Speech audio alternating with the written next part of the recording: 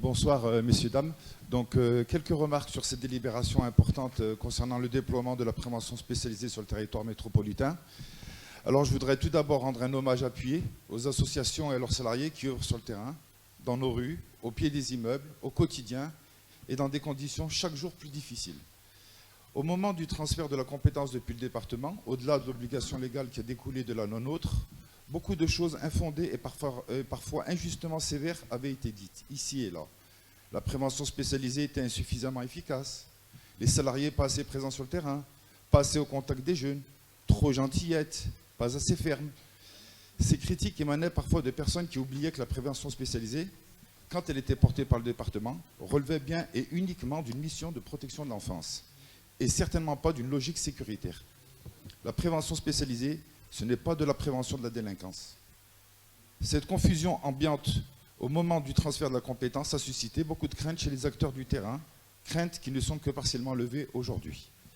Dans les orientations proposées aujourd'hui, les évolutions proposées ne semblent toutefois pas fondamentales, si ce n'est la demande d'assurer au moins un tiers du temps de présence effective sur le terrain et un travail en soirée, possiblement jusqu'à 22 heures, selon les besoins identifiés par les professionnels, et les week-ends selon les dynamiques de vie de jeunes, là où ils vivent et là où ils se regroupent.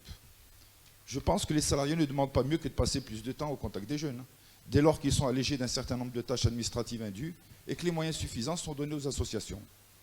Dans ce cadre, alors que vous voulez étendre les missions de la prévention spécialisée, on peut se questionner sur la suffisance des moyens alloués aux opérateurs. Ils doivent eux aussi faire face non seulement à l'augmentation des salaires, mais aussi à une crise d'attractivité des professions concernées, éducateurs, travailleurs sociaux, qui rend délicat les recrutements. En effet, on leur demande trop souvent de jouer un rôle de pompier de service, face à des problématiques qui relèvent non pas de la prévention, mais plutôt d'une lutte qui doit être menée uniquement par les forces de police et de gendarmerie. On constate dès lors un mal-être qui ne cesse de croître au sein de ces professions de terrain ces dernières années. La prévention spécialisée a fortement évolué et il est nécessaire de repenser le mode de travail de ces professionnels de terrain et donc les perspectives de la métropole en termes de prévention. Si le moyen humain reste le paramètre le plus important dans cette action de prévention spécialisée, d'autres leviers peuvent être mis en place. D'autres actions doivent être mises en œuvre afin de rendre les interventions des professionnels de la prévention plus efficaces sur le territoire de la métropole. Par exemple, la mise en place de tiers-lieux, dont on ne peut regretter que le faible nombre sur nos territoires, qui peut être une véritable aide pour la prévention spécialisée. Ils permettent en effet de riches partenariats entre les travailleurs sociaux et les associations, ainsi que l'émergence de nouveaux projets innovants, d'ailleurs et souvent souhaités par tous les acteurs de la prévention spécialisée.